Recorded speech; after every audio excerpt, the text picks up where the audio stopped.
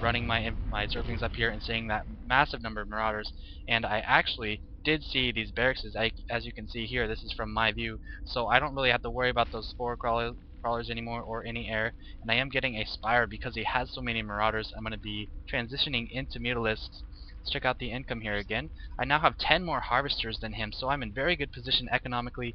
Zerglings are a great counter for Marauders. Not so good against Marines, but he is moving out with this force. I'm able to spot it with this Overlord, so I'm going to react very fast by training as many Zerglings as I can. And when they come, I am going to move both of my Queens down here to try to fend this off. I have quite a few Zerglings. Looks like I have 30 Zerglings to his 10 Marauders and 3 Reapers. These Creep Tumors are going to help out quite a bit. I laid 2 of them down with my Queens right away. Another great advantage of having 2 Queens. Here goes another one.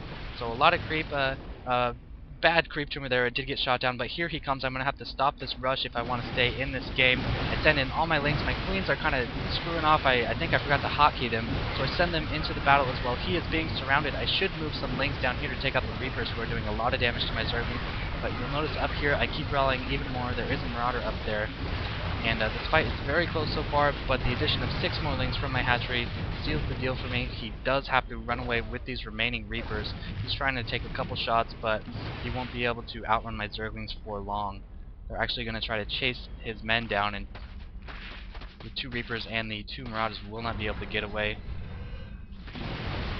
I quickly focused the Reaper that was weak, and I sent 2 Zerglings after this Reaper. He's trying to micro it, but it's just not enough. That Reaper goes down, as well as the 2 Marauders by the tower, and he mistakenly rallies too many men, but I don't take advantage of it. I go to his expansion right away to make sure he's not getting that. Meanwhile, I am training attack upgrades for my Mutalisks, and training quite a few Mutalisks. I'm going to be getting both of these geysers to try to fund that, but he scans me and sees I do have some Mutalisks out, and so notice he is in a frenzy to put down some turrets.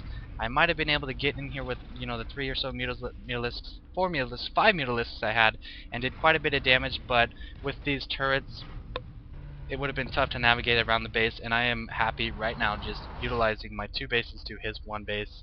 I like where this game is going so far, so I don't want to make any big mistakes and lose a lot of Mutalisks.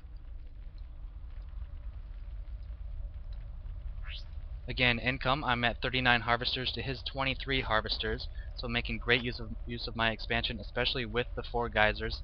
Even with his mules out, I am getting a lot more minerals as well.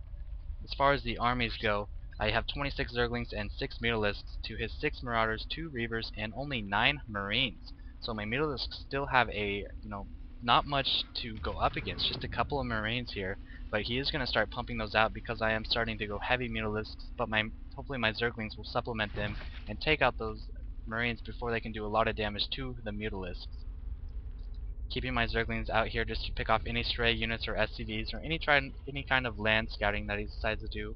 Maybe he'd go with a Reaper Harass or something like that, but at this point I don't think he wants to move anything out because I do have this number of Mutalisks.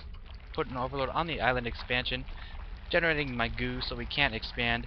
This is actually a really effective trick. He would have to get a factory, get a medevac, bring the medevac with a marine over here and shoot away my Overlord, or just use a Viking from that starport to take out the Overlord as well. So this is a very good way of denying an expansion for the Terran. My army is very much bigger than him. The resources, the minerals are about the same, but the gas is heavily spent in Mutalisks right now. I am just stockpiling on the Mutalisks because I do know he will have a lot of Marines. I am also getting a Baneling's Nest. So hopefully that'll come in handy and help those Zerglings pick off the Marines to give my Mutalisks free access to the rest of his men.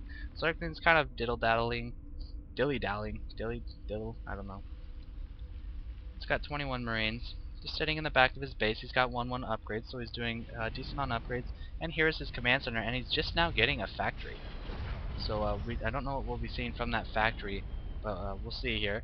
He's moving out with his forces. He feels like this is a big enough army to attack with. My Zerglings check the expansion one more time, and they do spot these men coming at me. I quickly run them away. One poor Zergling gets shot down into a mush of red goo. So poor Zergling there. I'm not even going to try to protect this expansion just because my units are out of place up here, and because I don't have the creep to get nice and fast on. So I'm just going to wait for him to come at me. I still have him 2 bases to 1, so I'm not too worried about this. It was kind of just an extra little thing I was hoping to use if he didn't attack soon. But if you check out the supply, he's at 70 out of 75. I'm at 125 out of 132. So I actually should have placed this hatchery down here where it's, less obvious, or even through the rocks, but I didn't really need to do that at this point. And look at this, I did research burrow, and I've got 8 banelings just kind of sitting there. This is a decent spot because he's more likely to scan up here or up here. I don't think he knows the fight's going to happen around here, but he walks right over my banelings.